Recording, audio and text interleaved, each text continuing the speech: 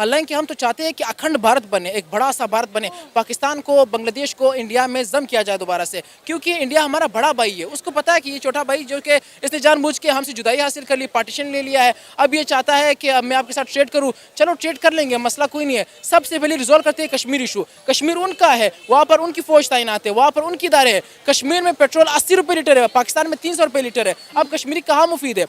अब पाकिस्तान के अंदर इंडिया का रुपया चलेगा तो उसका नहीं नहीं नहीं नहीं नहीं नहीं नहीं आसान मुबारक आंदा।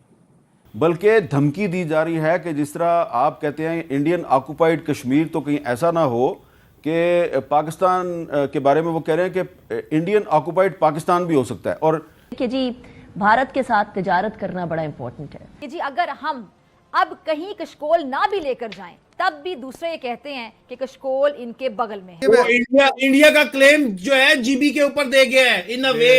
अगला बीजेपी वाले ऐसे कहते हैं हमारा नवाज शरीफ पे पॉलिटिकल कैपिटल इन्वेस्ट हुआ हुआ है, उसका समधी बैठ के कह रहा है कि जनाब इन अ वे तो जीबी पे क्लेम जो इंडिया का जो है, कश्मीर पे क्लेम जो इंडिया का, वो मान रहे हैं सर। नमस्कार दोस्तों पाकिस्तान से बड़े ही मज़ेदार वीडियो आए हैं जिसमें पीओके का यूथ बोल रहा है कि कश्मीर भारत का ही हिस्सा है, भारत जल्दी से जल्दी अखंड भारत बनाए और हमको भी अपने में मिलाए, ताकि कम से कम हमको 2 वक्त की रोटी तो मिल सके, 2 वक्त का आटा तो मिल सके। भारत हमारा बड़ा भाई है। वहीं दूसरी तरफ पाकिस्तान का वित्त मंत्री पाकिस्तान भारत से ट्रेड के लिए कितना बेकरार है कि वो प्रेस कॉन्फ्रेंस में गिलगित बाल्टिस्तान को पाकिस्तान का हिस्सा बताने से कतरा रहा है और बोल रहा है कि हमारी लाइन, हमारी बॉर्डर केवल वाखान कॉरिडोर से मिलती है। इसके ऊपर बहुत वहाँ के आर्मी जनरल आलोचना कर रहे हैं, यानी कि पाकिस्तान की ट्रेड के लिए भारत से कितनी बेकरार बरती जा रही है कि वो सब कुछ छोड़ने को भी तैयार है। देखते हैं दोस्तों यह वीडियो। खराब। हालांकि हम तो चाहते हैं कि अखंड भारत बने, एक बड़ा सा भारत बने, पाकिस्तान को, बांग्लादेश को इंडिया में जम किया जाए दोबारा से, क्योंकि इंडिया हमारा बड़ा भाई है। उसको पता है कि ये छोटा भाई जो कि इसने जानबूझ के हमसे जुदाई हासिल कर ली, पार्टीशन ले लिया है, अब ये चाहता है कि अब मैं आपके साथ ट्रेड करूँ। चलो ट्रेड कर लेंगे, मसला कोई नहीं है। सबसे पहले रिजॉल्व करते हैं कश्मीर इशू। कश्मीर उनका है, वहाँ पर उनकी फौज तैनात है, वहाँ पर उनकी इदारे है। कश्मीर में पेट्रोल 80 रुपये लीटर है, पाकिस्तान में 300 रुपये लीटर है। अब कश्मीरी कहाँ मुफीद है? वो पाकिस्तान में रहे तो उनके लिए बेहतर है, या हमारे साथ रहे, या हिंदुस्तान के साथ रहे? तो सबसे पहले हमने अपनी पॉलिसीज़ बनानी है। उनको पता है कि जो उनकी पॉलिसीज़ है वो खुद नहीं बनाते हैं। पाकिस्तान की इतनी हैसियत नहीं कि वो अपनी पॉलिसी खुद बना सके, चाहे वो चीन के साथ हो, चाहे वो ग्वादर मामले पर हो, चाहे वो अफगानिस्तान के साथ हो, तालिबान के साथ हो, या फिर ईरान के साथ हो। पाकिस्तान जो है ना खुद कुछ कर सकता है ना बोल सकता है, वो किसी और के बिहाफ पे, किसी और का स्टांस लेकर बात करता है। तो लाजिम बात है कि अगर इंडिया की जगह कोई भी मुल्क होगा, वो लाजमन ये कहेगा कि हम किससे बात करें? आर्मी चीफ से बात करें? कौन है आपका मुल्क का बादशाह? कौन है? वज़ीर आज़म से बात करें? चीफ जस्टिस ऑफ पाकिस्तान से बात करें? कौन है आपके मुल्क का वज़ीर आज़म? कौन है? हैसियत किसकी है? पहले ये पता होना चाहिए कि किस इदारे के पास कौन सी इख्तियारात है और कौन सा इदारा मुल्क को चला रहा है।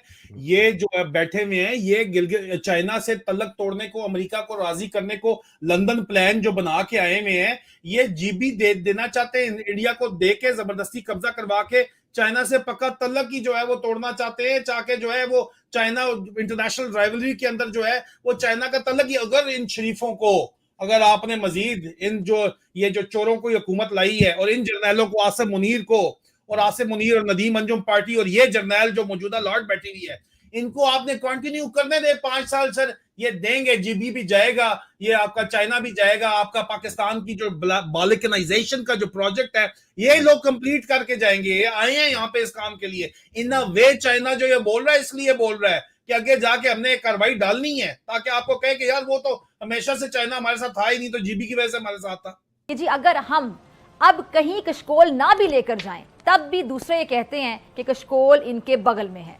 जरा सुन लें कि क्या कहा है वज़ीर आज़म साहब ने, फिर मैं बात करती हूँ। हमारे प्राइम मिनिस्टर साहब शहबाज शरीफ साहब क्या फरमा रहे हैं कि अगले महीने IMF की किस्त आ जाएगी और उसके बाद हमें एक और IMF प्रोग्राम में जाना है। दुनिया हमें भिखारी समझती है। शहबाज शरीफ साहब, आपकी इजाज़त से अगर मैं ये फरमाना चाहूँ, कहना चाहूँ, जो आप फरमा रहे थे, सर थोड़ा सा रहम करें। क्या पिछले 70 साल से मैं इक़्तिदार में हूँ? 5वीं मरतबा वज़ीर आज़म क्या मैं, डॉक्टर फ़िज़ा खान या हमारे इदारे का कोई शख्स बना है? कौन करता आ रहा है हुकूमत इतने सालों से? कौन करता आ रहा है बड़े बड़े मुश्किल फैसले? और किसके हाथ में था इक़्तिदार इतने सालों से? आप अमित शाह साहब को देखें, वो क्या कहते हैं? वो कहते हैं आज़ाद कश्मीर भी लेंगे। राजनाथ सिंह साहब को देखें, वो क्या कहते हैं? वो कहते हैं हम कश्मीर पे हमला करेंगे, गिलगित भी लेंगे। मतलब इस तरह के उन्होंने बहुत सारी स्टेटमेंट्स कही हुई हैं। एंड देन आप देखिए बाकी जो लीडरशिप है कोई बोलती नहीं है, 3-4 लोग ही हैं जो बोलते हैं, बाकी मीडिया है जो बोलता रहता है। आप क्या समझते हैं, what does Pakistan has in its, आपके कर्तव्य क्या हैं कि वो पूरे का पूरा यू टर्न पाकिस्तान के बारे में ले लेंगे? दोस्तों, पाकिस्तान के इतने डेस्परेट हालात भारत से ट्रेड को लेकर इसलिए बने हैं क्योंकि चाइना ने ओपनली बोल दिया है पाकिस्तान को कि बिना भारत की मदद के तुम्हारा हालात नॉर्मल नहीं हो सकते। किसी भी कीमत पे भारत से रिश्ते अच्छे करो, क्योंकि तुम 25 करोड़ की आबादी हो, हम तुम्हें पालने नहीं बैठे हुए हैं यहाँ पे। और दोस्तों, कोई भी सामान मेनलैंड चाइना से आएगा वो कई गुना ज़्यादा महंगा होकर आता है। खाने पीने की चीज़ें भी बहुत ज़्यादा महंगी होकर आती है, वो हो ही नहीं सकती। ऊपर से चाइना के कार्यकर्ताओं के ऊपर, जो इंजीनियर उनके ऊपर लगातार हमले हो रहे। चाइना को ही पता है कि ये पूरे करप्ट और भ्रष्ट जनरल है। सीपेक का लगभग आधे से ज़्यादा पैसा डूब चुका है। दूसरी तरफ दोस्तों, आईएमएफ ने भी बोल दिया है पाकिस्तान से कि अपने हालात भारत को लेके किसी भी शर्त पे, भारत की जो शर्त होगी उसको मानो और उससे हालात सही करो। तुम्हारी महंगाई केवल और केवल भारत ही रोक सकता है।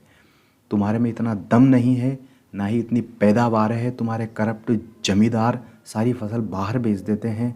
तुम्हारी आम गरीब आवाम जो है वो केवल भारत ही बचा सकता है।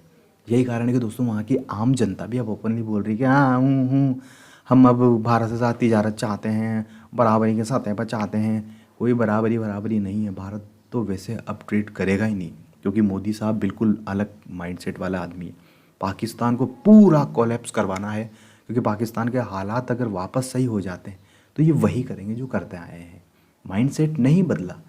इतने गंदे हालातों में भी उनकी हेकड़ी अभी भी वैसी की वैसी ही है। अभी भी वो भारत के खिलाफ नफरत ही रखते हैं अंदर से। इसलिए आईएमएफ और चाइना ने जब मीजू को अभी 2 महीने पहले जो वो मीजू भारत के खिलाफ लगातार बयानबाजी कर रहा था, उस मीजू की हेकड़ी 2 महीने में निकल गई। अब वो बोल रहा है कि भारत की जगह कोई नहीं ले सकता, भारत हमारा सबसे मेन स्ट्रेटेजिक पार्टनर है और इस सच्चाई को कोई नहीं बदल सकता। 2 महीने में हेकड़ी निकल गई। पहले बोला कि चाइना हमें सब कुछ दे देगा। अरे भाई, अंडे देगा, पोल्ट्री फार्म देगा, जो भी कुछ देगा, चिकन देगा, मुर्गियाँ देगा, वो आने में ही 6000 किलोमीटर दूर से आएगी। वो आने में ही उसकी लागत ही 2, 3, 4, 5 गुना ज़्यादा बढ़ जाएगी। वो भारत जस्ट बगल में रहा, भारत से कैसे पंगे ले सकते। 2 महीने में हेकड़ी निकाल दी इस बकरी दाढ़ी वाले म्यूजिक की। और अब हालात ये हैं कि मरा जा रहा है। लेकिन भारत चूँकि पहले मदद करता था, भारत अब मदद ही नहीं कर रहा, क्योंकि अब भारत का एक ही लक्ष्य म्यूजिक को पूरा हटा के ही मानेगा। और यही हाल पाकिस्तान का होगा। पाकिस्तान की मात्र 4 साल में, इसने खुद ने ही 2019 के बाद में बंद करा था, इनकी हेकड़ी पूरी तरह से निकल चुकी है पाकिस्तान की। अब इशक डार, उनका वित्त मंत्री, यहाँ तक झुकने को तैयार है कि वो प्रेस कॉन्फ्रेंस में गिलगित बाल्टिस्तान को पाकिस्तान का हिस्सा भी नहीं बोल रहा। वो सिर्फ बोल रहा है कि वाखान कॉरिडोर से हमारी सीमाएं लगती है, क्योंकि उसको लग रहा है कि हम कश्मीर को हमारा हिस्सा बताएंगे, कहीं भारत इसी बात को आधार बनाकर गुस्सा होकर हमको ये मना कर दे और हमें जो एक अपॉर्चुनिटी बन रही है उससे भी हम हाथ ना धो बैठे। जय हिंद दोस्तों।